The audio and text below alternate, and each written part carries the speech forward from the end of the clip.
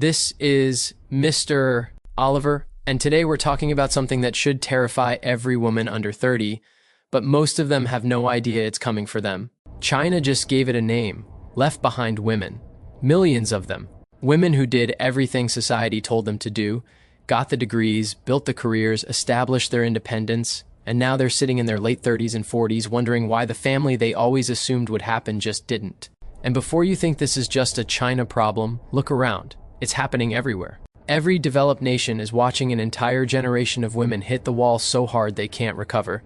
The biological wall. The one that doesn't care about your career or your feminist ideology or how empowered you feel. Here's what nobody told these women. Biology has a timer, and it ran out while they were busy becoming boss babes. China's population is collapsing. They're losing the equivalent of 100 million people per year in births that aren't happening. India just overtook them as the world's most populous nation. That wasn't just a statistic. For China, that was a national crisis, because they built their identity on being the biggest, and now they're shrinking. Fast. And you want to know why? Because they told women the same lie the West has been telling women for 40 years. You have time. Focus on your career first. Family can wait. Except it can't. I've sat across from dozens of women in their mid to late 30s who followed that script perfectly. They got the bachelor's degree. Many got the master's. They climbed the corporate ladder. They established their independence. They did everything right according to what society told them success looks like. And now they're 37, 38, 39, sitting in my office crying because the one thing they actually wanted, the thing they thought they could defer until later, is now biologically impossible or so difficult it requires tens of thousands of dollars in medical intervention that might not even work. These women aren't childless by choice. They're childless by deception. They were sold a timeline that doesn't exist. They were told biology was negotiable, and now they're living with consequences that are permanent. Let me give you the numbers that society actively hides from young women. Female fertility peaks in your late teens and early 20 seconds, not your 30 seconds, not when you're established, not when you're ready, when you're 19, 20, 21. By 30, fertility is already declining. By 35, the decline accelerates dramatically. By 40, natural conception is statistically unlikely without serious medical help that often fails. You're born with every egg you'll ever have. They don't regenerate, they age with you. A 35-year-old woman's eggs are 35 years old. And old eggs mean higher risk of everything. Difficulty conceiving, miscarriage, chromosomal problems, birth defects, complications that can kill you. The safe window, the window where your body is optimized for pregnancy, where the risks are lowest and outcomes are best, is 18 to 30. That's it, 12 years. And society told women to spend those 12 years getting degrees and building careers. You were lied to, deliberately, by people who knew better but had ideological reasons to ignore biology. Here's how the trap works. And it is a trap. A perfectly designed trap that catches millions of women who never saw it coming. Age 18 to 22, you're in college getting your bachelor's degree. Everyone tells you don't get distracted by relationships, focus on your education, you have plenty of time for family later. So you do, you focus on school. Maybe you date casually but nothing serious because commitment would distract from your studies. Age 22 to 26, many women go for master's degrees. Or they're in entry-level positions trying to establish themselves professionally. Still being told that prioritizing relationships over career is a mistake. Still believing you have time. Age 26 to 30, you're building your resume, gaining experience, trying to get the promotions that require 5 years of experience. You're dating, but not seriously because you might need to relocate for a better job. Geographic mobility matters more than finding a partner. You're establishing your career. Family can wait. Age 30 to 33, you're finally getting the good jobs. The ones that required all that experience. The ones with real money and responsibility. And now you start thinking seriously about relationships and family. But here's the problem. The good men your age, they're gone. Married. The ones who are left either don't want commitment or they're men you're not attracted to. Age 33 to 36, panic sets in. Your biological clock isn't ticking, it's screaming. Every pregnancy announcement on social media feels like a personal attack. Dating becomes desperate, which makes it fail because men can smell desperation from a mile away. You're trying to compress everything, meet someone, build a relationship, get married, start trying for kids, into a window that's already almost closed. Age 36 to 40, for most women, this is when reality hits like a freight train. If you're not already pregnant or actively trying with a committed partner, it's probably not happening naturally. You're looking at IVF, egg freezing, sperm donors, adoption. None of it looks like the family you imagined. The fairy tale is dead, and you're grieving a future that you were promised but that never existed. That's the trap. Each individual decision seemed reasonable. Of course you should finish your degree. Of course you should build your career. Of course you shouldn't settle. But the cumulative effect, the time each stage consumed, ate through your entire fertility window before you realized what was happening. And here's what makes it worse. The men you want aren't available anymore. Quality men, the ones who wanted families, they married women in their 20s, women who prioritized family over career, women who understood the biological timeline. Those men are gone. What's left? Men who don't want commitment, men who couldn't attract commitment, or men who've watched what happens in divorce court and decided marriage is a sucker's bet they're not taking. The high-value men you're attracted to, the ones who make more than you, who have status and options, they're either already married or they're dating women in their 20s. Why would a successful 40-year-old man date a 38-year-old woman with declining fertility when he can date a 25-year-old at peak fertility? You can call that unfair, you can call it misogyny, but it doesn't change the math. Men have options, and they're making rational choices based on biology, not ideology. So you've got the perfect storm. Your fertility is declining, the quality men are gone. You can't walk away from your career because you've invested a decade and potentially hundreds of thousands in debt building it.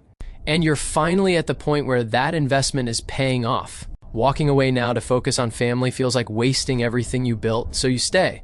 You tell yourself you'll make it work. You'll find someone. You'll balance both somehow. And the years pass. 35 becomes 37 becomes 39. And the family you always assumed would happen just doesn't. Not because you chose against it, because time ran out. This is happening to millions of women.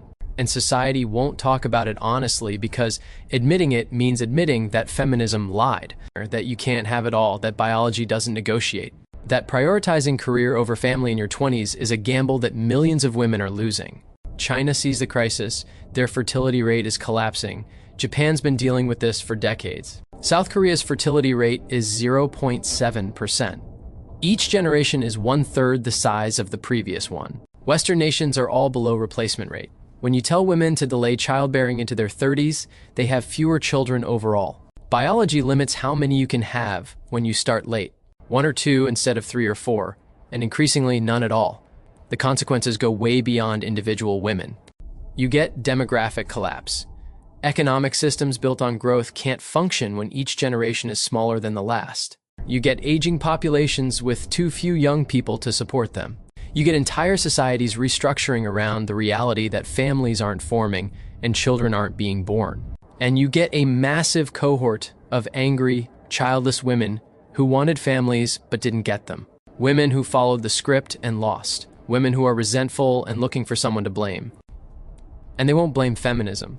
They won't blame the ideology that lied to them. They'll blame men. They'll blame society. They'll blame everyone except the people who told them they had more time than they actually had. So what do young women need to understand? What's the actual truth that nobody's telling you? You cannot have it all, not simultaneously, not without massive cost. You have to choose. And the choice you make in your 20s determines whether family is even possible later. If you want children, if having a family actually matters to you, you need to prioritize that during your peak fertility years. That means early to mid-20s. That means making relationship decisions before you're established professionally. That means potentially limiting career options that would require 80-hour weeks or constant relocation. This doesn't mean you can't have a career. It means you can't build the same career you'd build if family wasn't a priority. It means trade-offs. It means accepting that you can't optimize everything at once. If you spend your 20s on education and career establishment, you're spending your peak fertility years on things that don't have a biological deadline. Your career will still be there at 35. Your fertility won't be. You're gambling that you can make up for it later. And for increasing numbers of women, that gamble fails catastrophically. The feminist promise was you can have both, just not at the same time.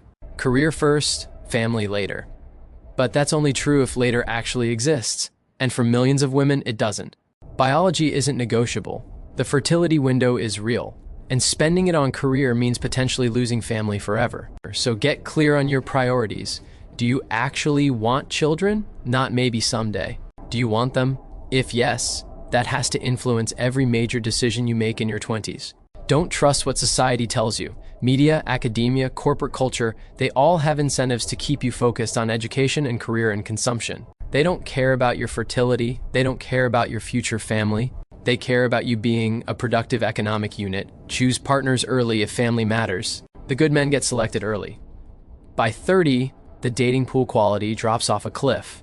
Don't waste your peak fertility years on men who aren't serious about family if family is your goal, and accept that trade-offs are real. You cannot optimize career and family simultaneously. Something gives. Choose consciously what you're willing to sacrifice. Don't pretend the costs don't exist. For men, understand this dynamic because it affects you too. Don't be the backup plan.